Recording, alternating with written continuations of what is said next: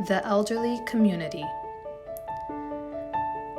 Occupations for the elderly are geared toward health and identity, bringing them value as a person throughout day-to-day tasks that happen habitually.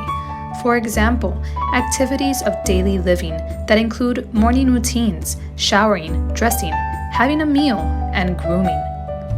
Instrumental activities of daily living are activities that are supplemental in life, like taking care of others, whether it's grandchildren or pets. Understanding how to manage communication or finances is also important to the elderly. This will help to have the essential needs for life.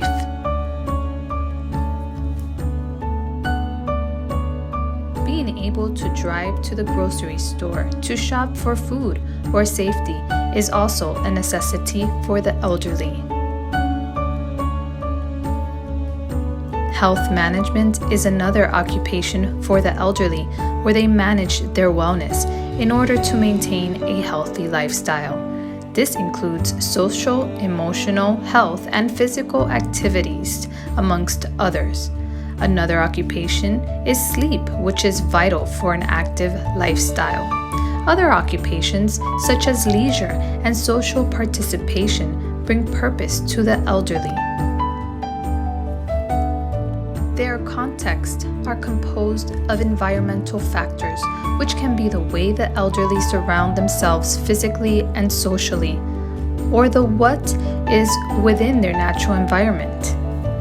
Performance patterns are habits, routine, role, or rituals that support the elderly.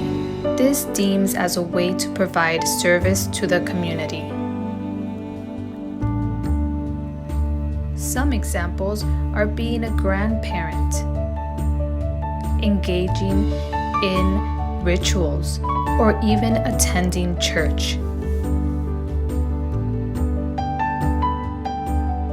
Something as simple as singing happy birthday brings joy.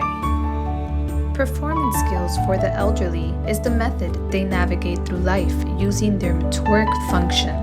Some examples are gross motor skills, balance, and coordination. Processing skills is the way they receive information from their environment and use it within their context through organization. Social interaction skills are also a part of the elderly, allowing them to engage verbally or non-verbally. The elderly community is considered underserved because of their age and the health problems associated with aging. How is the elderly affected? The elderly population are more vulnerable to illness and mortality. As they age, it becomes more difficult to engage with the desired environment, secondary to body systems structure. Difficulty can be seen with low occupations are performed and occupational patterns and skill changes. These areas relate to occupational therapy because it works with clients to address barriers relating to their ability to engage in occupation to improve functional performance and therefore increase their overall quality of life. Gerontology is a specialty in occupational therapy that deals with occupational issues impacting the elderly populations. Geriatric occupational therapy practice aims at maintaining functional performance levels that facilitate independence in activities of daily living.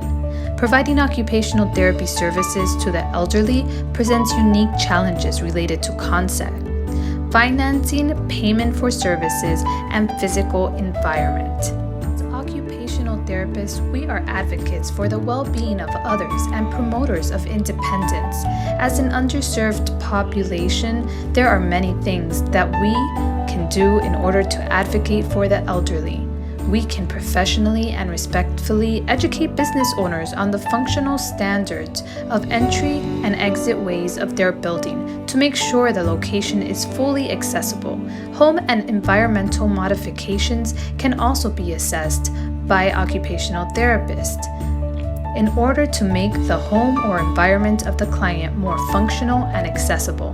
We can also support the elderly by advocating for engagement in occupation, as it improves their functional independence and their overall health. One of the main reasons behind advocacy, especially for the elderly, is that it paves the way for continuous improvements in intervention for the geriatric population, and it demonstrates client-centeredness in our profession. The model of human occupation is widely used throughout the therapy world. It addresses 4 concepts: the motivation for occupation, the routine patterning of occupation, the nature of skilled performance, and the influence of environment on occupation.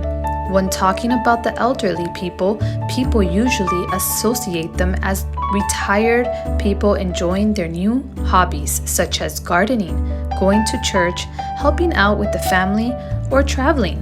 Yet, therapists must find what is important to the patient on levels such as how capable a patient is to performing occupations, their interests, values, and beliefs. Without looking at these, it does not serve the MOHO model. It also is important to look at the patient's day-to-day lifestyle. Do they follow a routine? Do they live with other family members? Do they have people they are responsible to take care of other than themselves? Why do they want to perform these occupations? How can this help them in their life? When answering these questions, the therapist can then form interventions based on what truly matters to the patient to get the best outcome for them to continue a healthy and safe life.